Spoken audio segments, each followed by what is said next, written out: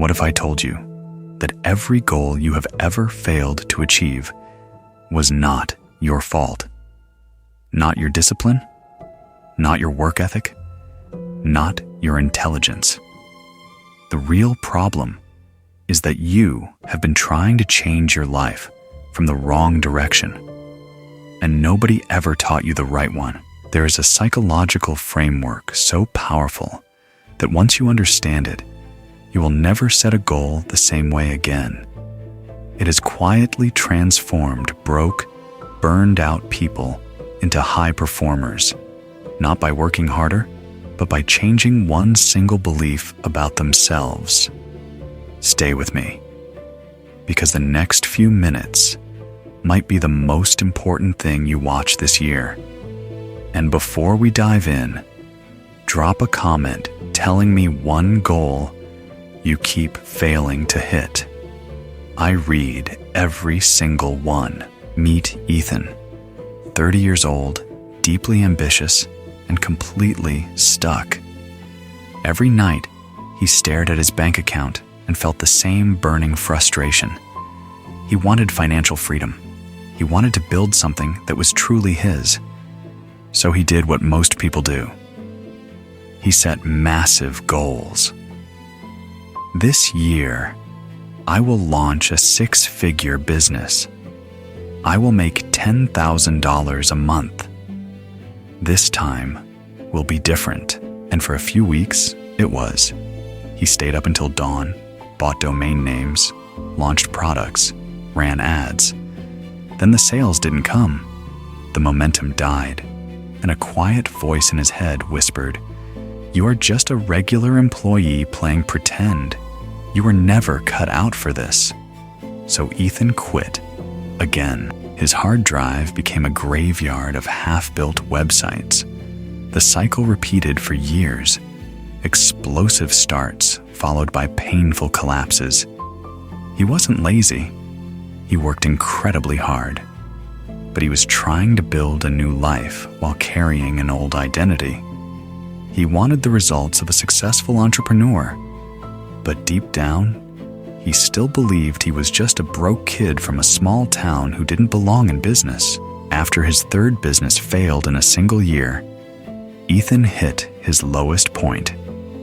One rainy Thursday evening, he found himself sitting alone at a corner table in a small cafe, nursing a cold cup of coffee he had forgotten to drink.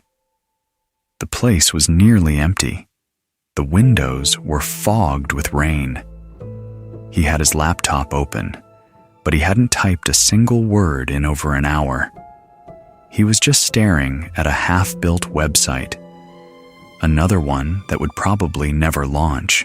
That is when he heard a familiar voice from across the room. "Ethan, is that you?" He looked up. It was Julian, an old family friend he hadn't seen in nearly 4 years. Julian was a legendary investor who had built companies across 3 continents. He looked sharp, calm, and completely unhurried, the way only people who have nothing left to prove ever do. Julian glanced at Ethan's face, the red eyes, the slouched shoulders, the untouched coffee, and without waiting for an invitation, pulled out the chair across from him and sat down. "Talk to me," he said simply, and something about the way he said it, no pity, no performance, just presence, broke Ethan open. He poured everything out. The failed launches, the lost money, the sleepless nights, and the growing suspicion that maybe he just wasn't built for this. Julian listened without interrupting. When Ethan finally went quiet, Julian didn't offer sympathy. Instead, he reached into his coat pocket, pulled out a black marker, and stood up. He walked over to the small whiteboard the cafe used for its daily specials, wiped it clean, and drew 3 concentric circles, like a target. The cafe owner glanced over, but said nothing. Even the room seemed to go still. "Ethan, you are building your life from the outside in," Julian said. He pointed to the outer ring. "This is outcomes. The money, the results, the status. It is what you are obsessed with." He pointed to the middle ring. "This is process. Your habits, your routines, your daily actions." Then he tapped the very center. "And this is identity. What you truly believe about yourself. And this is where real change begins." Julian gave Ethan a simple example. Imagine two people turning down a cigarette. The first says, "No thanks, I'm trying to quit." The second says, "No thanks, I'm not a smoker."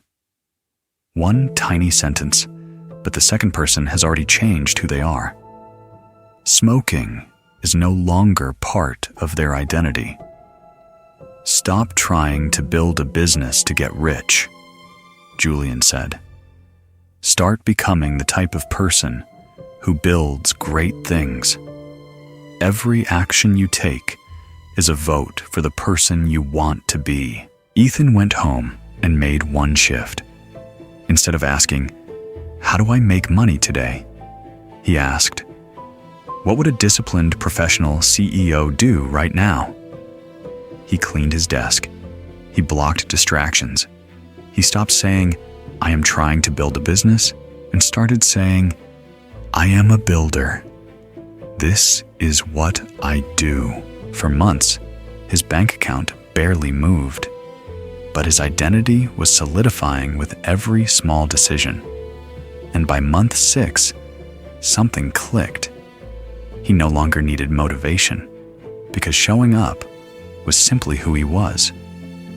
1 year later, his software business generated more in a single month than he used to earn in an entire year. The money was never the turning point. The identity was. Here is your challenge. Look at the goal you keep failing to reach. Forget the outcome for a moment. Ask yourself, who is the type of person that achieves that result naturally? Now start becoming that person with your very next decision. Leave a comment right now, finishing this sentence. "I am the type of person who..." Subscribe. Share this with someone stuck in the same loop. And remember, success is not something you chase. It is someone you become.